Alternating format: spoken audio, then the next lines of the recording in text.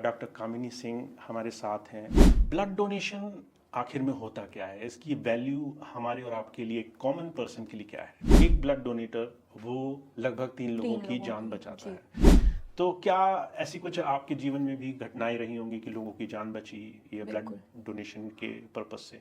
आप एक बार blood donate जब करते हैं तो आप नेक्स्ट 3 महीने बाद ब्लड डोनेट कर सकते हैं। मतलब there are both type of people. आप जहाँ नेगेटिव है वहाँ पॉजिटिव भी है। ऐसे बहुत से लोग आपको मिलते होंगे, आप उनको मोटिवेट करते होंगे कि ब्लड डोनेशन अच्छी चीज़ है। अब बहुत से लोग ऐसे भी कहते होंगे कि हम दूसरे के लिए क्यों डोनेट करें।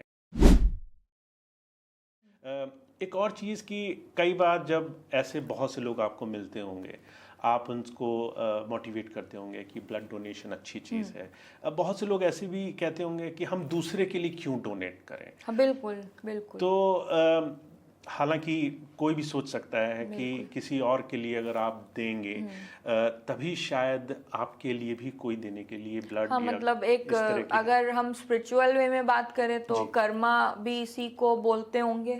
और अगर हम नॉर्मली एक बात करें तो जैसे हमने कई अवेयरनेस टॉक्स भी किए हैं। मतलब हमारे एंड से ऐसा होता है कि जब भी अवध ब्लड बैंक के थ्रू कहीं कैंप लगता है तो हम प्रेफर करते हैं कि हम 1-2 हफ्ते पहले वहां जाके बेसिक टॉक रखें। थोड़ा अवेयर हों लोग पहले कि हम करने क्या आ रहे हैं, रैदर बीइंग कि बस हम अपनी वैन लिए और हम पहुंच गए। मतलब एटलीस्ट उन्हें पता होना चाहिए कि अगर हम 2 हफ्ते बाद आ रहे हैं ब्लड डोनेशन वॉलेंट्री कैंप करने के लिए तो आपको अपने आप को कैसे उस दिन के लिए मेंटेन रखना है। क्योंकि कई ऐसे फैक्टर्स होते हैं जो आपको 24 घंटे पहले छोड़ने होते हैं, 24 घंटे बाद तक ध्यान रखना होता है। तो इन सब चीजों के लिए भी काफी अभी हम बेसिक इन्फॉर्मेशन हमें डिलीवर करना जरूरी लगता है कि उस दिन लोग परेशान नहीं हो। तो उस बेसिक इन्फॉर्मेशन को मैं ऑडियंस से भी जरूर शेयर करूंगी कि अगर आप कभी भी वॉलेंट्री ब्लड डोनेट करने जा रहे हैं तो आपकी फूडिंग आपने उससे पहले बहुत अच्छी की हो।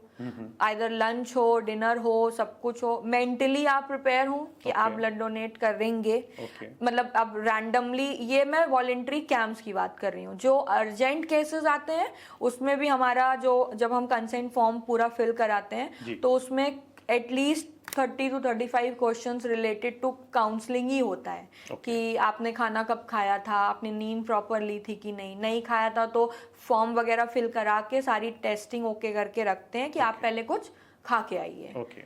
उसके बाद थोड़ा सा गैप लेके हम लेंगे। तो मतलब आप जो ये सिचुएशंस आई जिसमें अर्जेंट सिनेरियोज आ रहे हैं उसमें तो थोड़ा सा हैम्पर्ड रहता है क्योंकि भाई ब्लड एकदम से चाहिए किसी को। बट अगर मैं वॉलेंट्री बात करूं तो आपकी डाइट अच्छी होनी चाहिए। अगर आप वर्कआउट करते हैं, जो कि करना चाहिए लोगों को आज के टाइम पे, अगर आप और नेक्स्ट 10 ईयर्स 20 ईयर्स और अपने आप को बैक करना चाहते हैं तो उसमें आप सेम डे भले मॉर्निंग अगर वर्कआउट करते हैं तो उस दिन थोड़ा सा हल्का कर लीजिए। डोनेशन के बाद नेक्स्ट डे रेस्ट ले लीजिए अगर आपको नहीं बहुत ठीक लग रहा है तो एक दिन का पीरियड काफी है। एक दिन का पीरियड काफी एक बेसिक रिकवरी लेने के मतलब हो सकता है कुछ लोगों को नहीं फील होता होगा, कुछ भी नहीं फील होता होगा। बट फिर भी एक देखिए, अब ब्लड तो निकला है ना कहीं आपकी बॉडी से 350 ml ही क्यों ना निकला हो, निकला तो है ही है। तो एक दिन का रेस्ट एटलीस्ट बॉडी को दिया जा सकता है सिर्फ हैवी चीज़ों के लिए। बाकी आप रूटीन का अपना कोई भी काम कर सकते हैं। फिर आप ब्लड डोनेट करने के बाद कुछ अच्छा हैवी कुछ खा लीजिए जिससे आपकी चीज़ों को थोड़ा सा बेटरमेंट हो जाए रिलेटेड टू। और अगर मैं इसमें एक चीज़ जोड़ना चाहूँ कि इतना सब करने के बाद भी ये पूरी तरह से सेफ है, हेल्दी है और ब्लड डोनेट करने से कोई भी इंसान कमजोरी या परेशानी का शिकार नहीं होता। ब्लड डोनेशन करने से कभी भी कोई इंसान कमजोर नहीं होता टिल द टाइम वो साइकोलॉजिकली ही ये ना सोच के बैठा हो कि मैं कमजोर हो जाऊंगा या हो जाऊंगी।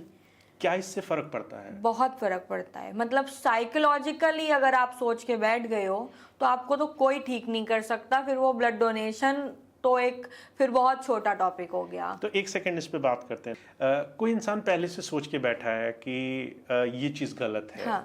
मुझे डर लग रहा है। सारा प्रोसेस अच्छा जाए बट आप मेंटली उस चीज को गलत मान रहे हो, आप उससे डर रहे हो, घबरा रहे हो। क्या वो चीज फिर भी गलत इम्पैक्ट कर सकती है? वो हैम्पर करेगी। ओके।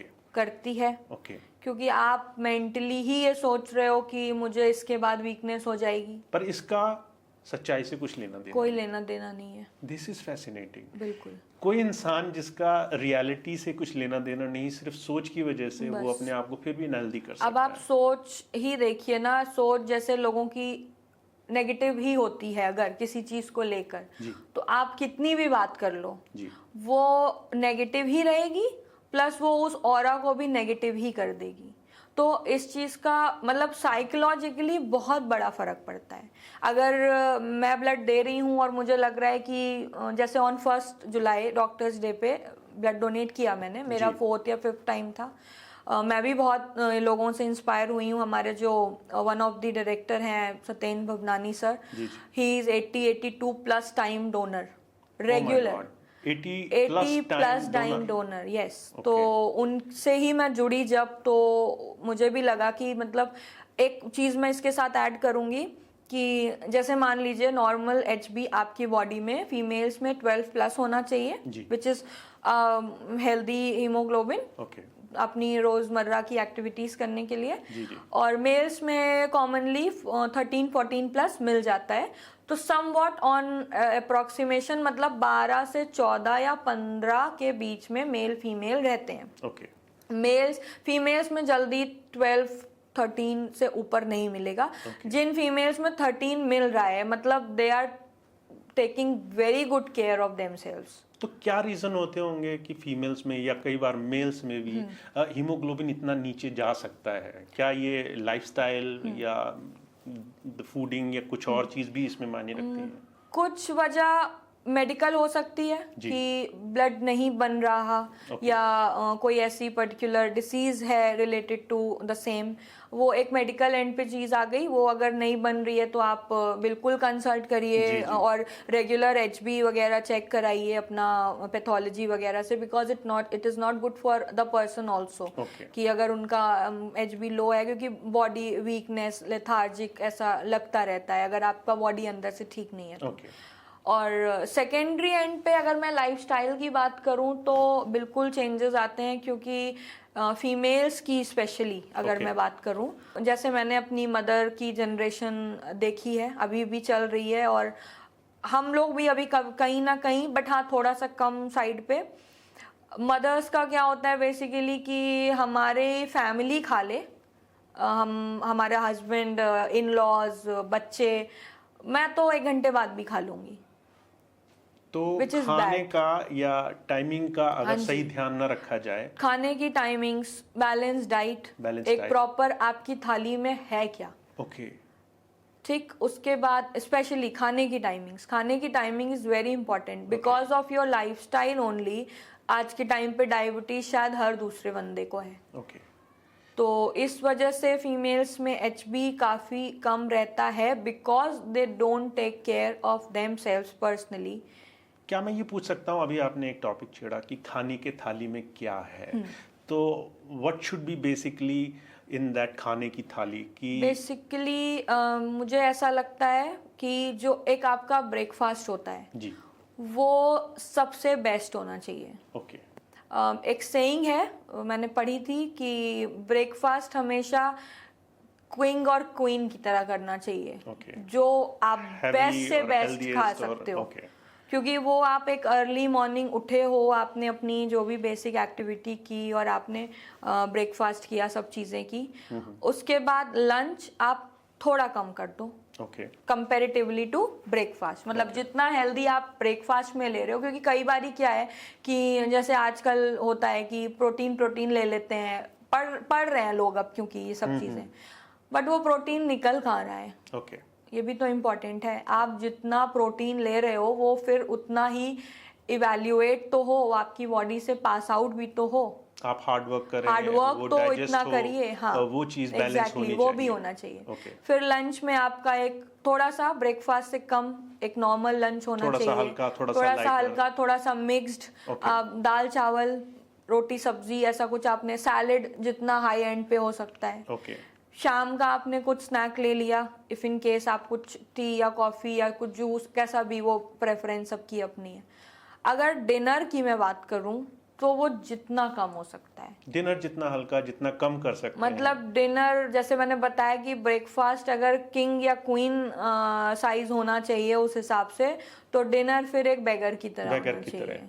ओके, तो इस एक छोटे से रूल को अगर हम फॉलो करें, स्पेशली वुमेन्स जो 40 प्लस हैं, तो वो आई थिंक 40 प्लस नहीं, 40 प्लस आते आते तो आप अपना 60s खराब कर रहे होते हो। ओके, मतलब 40 में अगर आपको ठीक रहना है तो आपको अपने 20 से अपनी चीजें ठीक करनी पड़ेंगी। तो इन अ वे कि अगर हम ये बात सुन रहे हैं इस वक्त, हमें इमीडिएटली ये चीज अगर आप अपने जितने जब से करना चाह रहे हैं तब से कर रहे हैं, वो तो बहुत ही अच्छी बात है।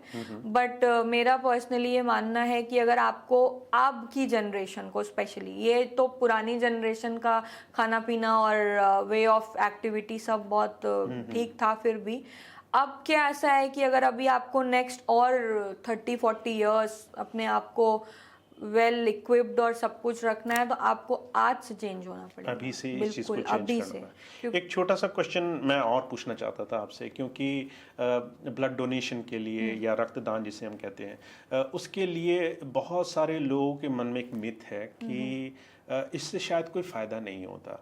तो हमारी ऑडियंस के लिए और जितने भी लोग इस चीज़ को अब सुन रहे हैं, इसके बेसिक बेनिफिट्स क्या हो सकते हैं? जैसे हमने ब्लड डोनेट किया, आपकी बॉडी में क्या इमीडिएट चेंज होने लग जाएंगे? क्या चीज़ हेल्दी होगी? बिल्कुल, ब्लड डोनेट करने से फर्स्ट ऑफ ऑल, जैसे इससे पहले भी आपने क्वेश्चन किया था, वो आंसर नहीं हो पाया था कि लोग बोलते हैं कि हम क्यों किसी और के लिए करें। जी। तो पहली बात तो किसी और के लिए करना मतलब एक वही चीज़ होती है कि आप किसी के लिए करोगे तो आप बहुत सी चीज़ों में उनकी हेल्प कर पाओगे। ठीक है, अगर आप उस हायर साइड पे भी नहीं सोचना चाहते हो तो एटलीस्ट आप अपने लिए सोच लो। आप कर दीजिए, मत जानिए किसी और के लिए क्या हो रहा होगा या क्या नहीं हो रहा होगा। अभी आपकी बॉडी के लिए आपने ब्लड डोनेट किया, जैसे मैंने बताया हमारे पास इतना इतना HB होना चाहिए। तो एक मुझे लगता है कि अगर आपके पास 13 HB है और आपने ब्लड डोनेट कर दिया, तो मे बी, चलिए मैं एक एग्जांपल मान लूँ, आपका HB 12-12.5 हो जाएगा अगर ब्लड डोनेट करने से लगभग आधा। एक अप्रॉक्स अगर मैं बताऊं कि 13 HB था, चलिए मैं कह रही हूँ 12-12.5 हो गया, बाई चांस हो गया, तो क्या फर्क पड़ा आपको? क्या वो चीज दोबारा रीजनरेट हो जाती है? बिल्कुल रीजनरेट हो जाती है। क्या बॉडी उस चीज को फिर से ठीक करने बॉडी उसको नेक्स्ट 24 to 48 आवर्स में कवर कर देती है। लेकिन हाँ, बट जस्ट बिकॉज हम 3 महीने का गैप इसलिए देते हैं कि जिन कंपोनेंट से ब्लड बना होता है वो कंपोनेंट्स कवर करने में थोड़ा टाइम टेकिंग होते कंप्लीट 3 महीने में आपका रीजनरेशन हो चुका होता है सारी चीजों का, कि now you are medically fit, और आपने 3 महीने का एक गैप भी ले लिया तो अब आप भी दे सकते हैं ब्लड। तो हम इस पे थे कि जैसे आपने अपना HB इतने इतने पे ब्लड दे दिया, तो वो तो आपकी बॉडी में अभी भी 12-12.5 है, तो यू आर तो ओके ना। तो एटलीस्ट वो ब्लड जिसके पास 6 हीमोग्लोबिन है उसके पास जाएगा तो 7 होगा ना, फिर और चढ़ेगा तो 8 होगा ना, तो वो एटलीस्ट अपनी नॉर्मल वैल्यू पे तो आए। बिल्कुल, मतलब आपके पास तो वो एक्स्ट्रा है ही ना। अब जिसका HB 14 है, 15 है, पहली बात तो हायर HB जितना होता जाता है that is not good for the person also. जितना ज्यादा HB है उसको हर 3 महीने पे डोनेशन करना ही करना चाहिए, जो भी हायर एंड पे हीमोग्लोबिन पे रहते हैं। फिर इससे हमें कोलेस्ट्रॉल लेवल्स कम करने में काफी हेल्प मिलती है। आपकी न्यू RBCs बनती हैं which is red blood cells. तो जब जनरली क्या होता है कि एक RBC की एक अपनी लाइफ साइकिल होती है, वो बनेगी, वो एजिंग होगी, वो डेड होगी, बट जब आप बीच बीच में ब्लड डोनेट करते रहते हो तो आपका एक कंप्लीट RBC निकल गया ब्लड डोनेशन के थ्रू, तो तुरंत आपकी बॉडी में ना एक वो हो गया कि हमें ब्लड बनाना है, which is very good for your body. बिल्कुल, विच इज हेल्दी, क्योंकि ऐसे तो वो अपना नॉर्मल प्रोसेस कर रही है, बट जब आप ब्लड दे रहे हो तो ये हो गया कि नए, अब आपके नए सेल्स बनने लगे।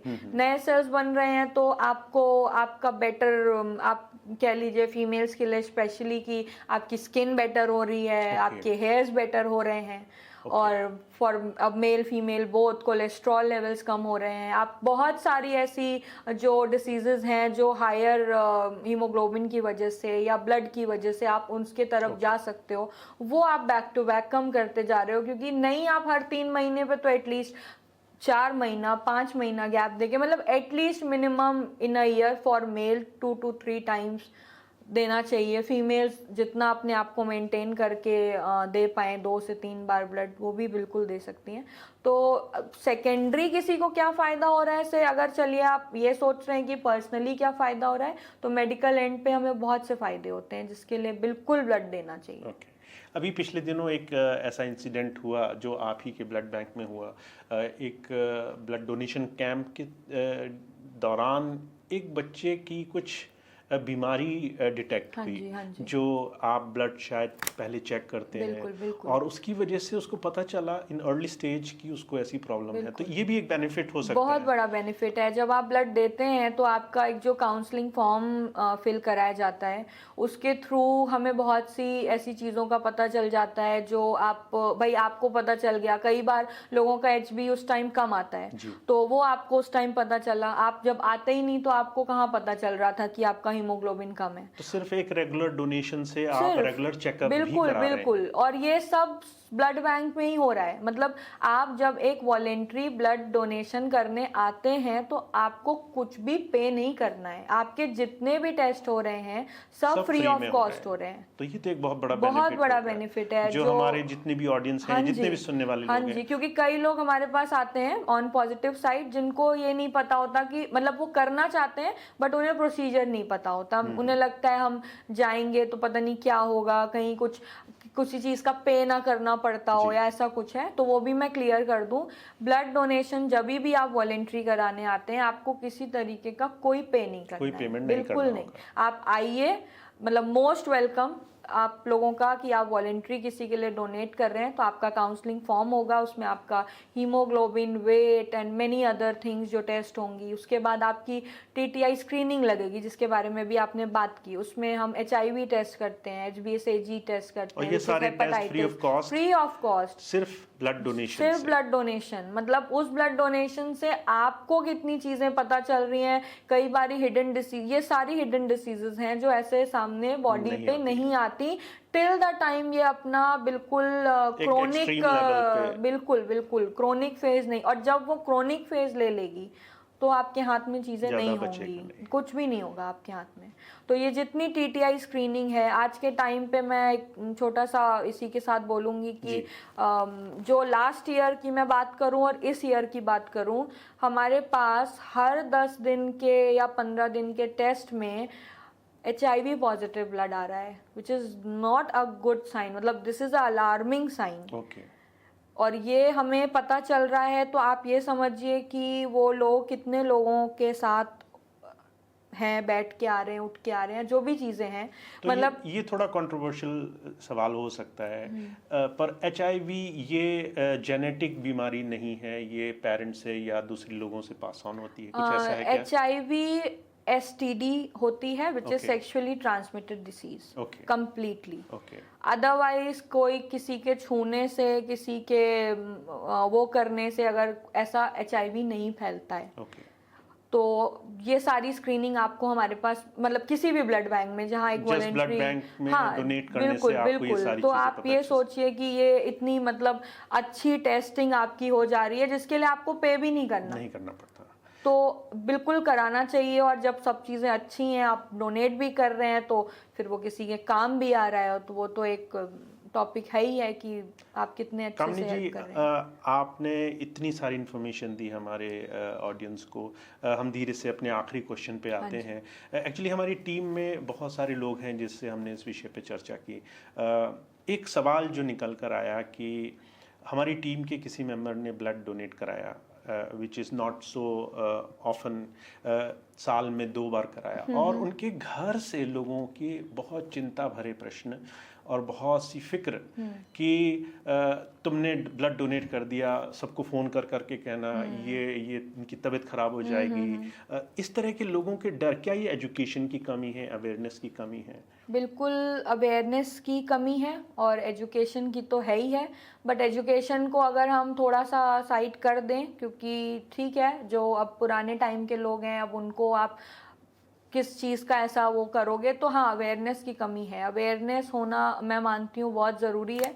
और जैसे अभी हमारी पहले भी बात हुई कि हर एक पर्सन अपने से ये सोल रिस्पॉन्सिबिलिटी ले सकता है। जैसे आपने अपने स्टाफ की बात की, तो जब उन्होंने ब्लड दिया तो वो पर्सनली जान रहे हैं कि उनको कैसा लगा होगा, ये तो उनकी बॉडी जान रही है। तो वहीं जब ये क्वेश्चंस उठते हैं, सबकी फैमिली केयर करती है, बट ऑब्वियस वो एक सेकंड कंसर्न हो गया, बट लोग परेशान हो जाते हैं। बट जैसे उन्होंने ब्लड दिया तो वो इस चीज़ को जितने अच्छे बेटर वे में पोर्ट्रे कर सकते हैं कि मुझे तो कुछ नहीं हुआ, मैं ठीक हूँ, या किसी की जान बच गई मेरे ब्लड देने से। तो मैं मानती हूँ शायद उन 10 लोगों में से जिन्होंने फ़ोन करके कंसर्न दिया होगा, उसमें से 2 इफेक्ट हों कि हाँ ये तो अच्छी चीज़ है, हमें करनी चाहिए। तो हम सभी को ब्लड डोनेशन के लिए हमेशा फॉरवर्ड रहना चाहिए और सबको अवेयर कराना चाहिए कि ये एक अच्छा कॉज है, इससे हजारों फायदे हैं और डाउन साइड बहुत कम है। सोशल कॉज है, मेडिकली आप लोगों की हेल्प कर रहे हो, आपके लिए खुद के लिए अच्छा है, आप करके देखिए, वाकई बहुत अच्छा लगता है। मतलब one of the best donations अगर मैं कहूँगी कि होता है कुछ, तो आप ब्लड से बड़ा क्या ही दे सकते हो किसी को। बहुत बहुत सुंदर। डॉक्टर कामनी जी, आज बहुत से लोग आपको सुनेंगे, बच्चे, यूथ, वुमेन्स और कई बार वो लोग जो हमसे पहले की जनरेशन में हैं। आप अपने शब्दों में उन्हें क्या वो बात बताना चाहेंगी जिसे वो याद रखें? मैं सबको यही बोलना चाहूँगी कि सबसे पहले तो लोग अपना ध्यान रखें, क्योंकि जब आप अपना ध्यान रखेंगे तो ही आप आगे आके इस तरीके के किसी भी चीज़ में पार्टिसिपेट कर सकते हैं। भले वो ब्लड डोनेशन कैंप हो, भले वो मेडिकल कैंप हो। बिल्कुल आपको मेडिकल चेकअप हर 3 से 4 महीने पे एक बार कराना चाहिए, क्योंकि कोई भी डिसीज़ आप पहले डिटेक्ट कर जा रहे हो तो अच्छा है। तो अपना ख्याल रखना मोस्ट इम्पॉर्टेंट। जब आप अपना रखेंगे तो आप दूसरों का रख सकते हैं, और हर एक आदमी जब अपनी चीज़ों को ऐसे ही आगे 1 बाय 1 फॉरवर्ड करेगा तो मे भी चीज़ें और ठीक होती जाएंगी। बाकी अभी भी हमारे पास बहुत से ऐसे लोग हैं जो वॉलंटरली इन सब चीज़ों में काम कर रहे हैं और मन से पार्टिसिपेट करते हैं। तो इन फ्यूचर हम एक्सपेक्ट करते हैं कि शायद हमारे साथ ये कुछ नेगेटिव प्रॉब्लम्स और डाउन एंड पे जाएं और चीज़ें और बेटर हों। बहुत बहुत धन्यवाद आज हमसे बात करने के लिए। मुझे उम्मीद है हम फिर किसी दिन किसी और बहुत ही गूढ़ विषय पे दोबारा से चर्चा करेंगे और अपनी ऑडियंस को फिर से कुछ अवेयर कराने की कोशिश करेंगे। बिल्कुल, बहुत बहुत धन्यवाद।